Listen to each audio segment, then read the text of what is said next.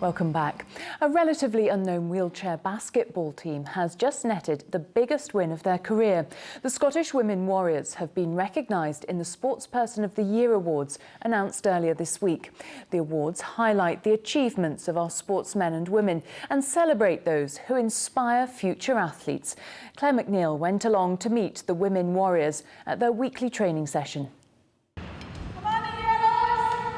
When I was younger, I was very sporty. I played netball, played hockey, I fenced, I threw the javelin, I did athletics, I skied badly, played football, you name it.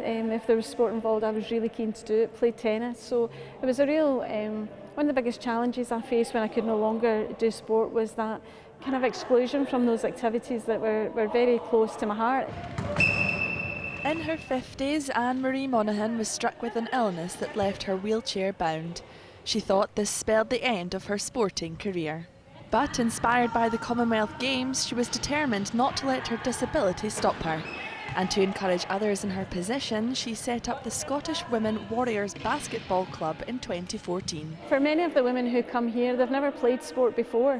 In fact, the biggest majority of the women with disabilities haven't. Many of them went through school being told that they couldn't participate and they were excluded for a variety of reasons, none of which would probably stand up today. Folk who've come and who haven't had any sporting experience have really, really valued the opportunity to be part of a team. These women train every week and play competitively in a national league. They're inclusive of both disabled and able-bodied people. Although you're playing in a wheelchair, it's like just an equipment for the sport. It's like playing a racket in tennis, and Mum's in a wheelchair in her day-to-day life. So it's quite good that I decided to come along because it meant I could spend time with Mum doing a sporting activity, something healthy, but also just meeting a new bunch of women that are really encouraging and lots of fun. The game is good, but that's not everything. You come here because you've got pals that understand, and it doesn't matter if you're having a terrible day and you meet somebody who just completely doesn't understand and does the wrong thing, and you can come to them and you can say, "This happened to me," and we'll all have a laugh. You know, so it's a family. It's my family. My team are my family. It's completely changed my life in that way. In securing the Glasgow Club of the Year title, they hope to inspire others and show that a disability is not a barrier to physical sports. Claire McNeil, STV News. Well, let's talk more about inclusion in sport. Gavin MacLeod from Scottish Disability Sport joins me now. Gavin, this is a great achievement for the team. It must really help boost the profile of disability sport. Yeah, as you say, great recognition for the Warriors, and you know, anything like that profiles disability sport in such a positive manner is great. As you say, just it raises the perception of what disabled people can do in sport. So there's been a big effort to make sport more inclusive. That's your role. Is it working? It is, yeah, absolutely. From the last sort of 10, 15 years, we've seen a real shift in terms of the approach to including disabled people in sport. We're now working with 32 governing bodies in Scotland around inclusive structures of one form or another, whether it be opening up clubs or having performance pathways right the way to the top level, or coaching and education qualifications, and that's more than we've ever done before. And it's down to the profile of things like the Paralympics and Glasgow 2014 that was mentioned on the film there, you know, just really raising public perception. But you also mentioned an interesting statistic earlier, that about 1 in 5 in Scotland having a disability. Yeah, that's from the household survey. Comes back to say that almost 1 in 5 of the population consider themselves to have an impairment of one sort or another. So it's actually a fairly significant number of people out there that you know, are in that particular situation, and a large percentage of those are looking to get involved in physical activity and sport. We heard some wonderful stories there about the basketball. It's not just about getting active. What other benefits are there?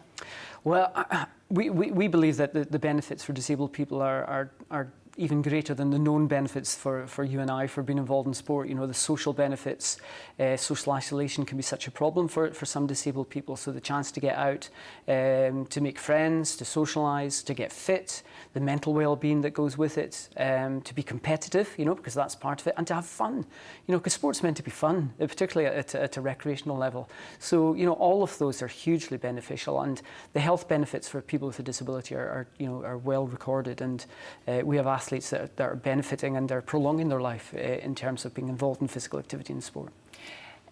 When you put it like that, it sounds like everybody should take it up, but you do come across some parents that perhaps don't want to let the disabled child take part. What's the reason behind that?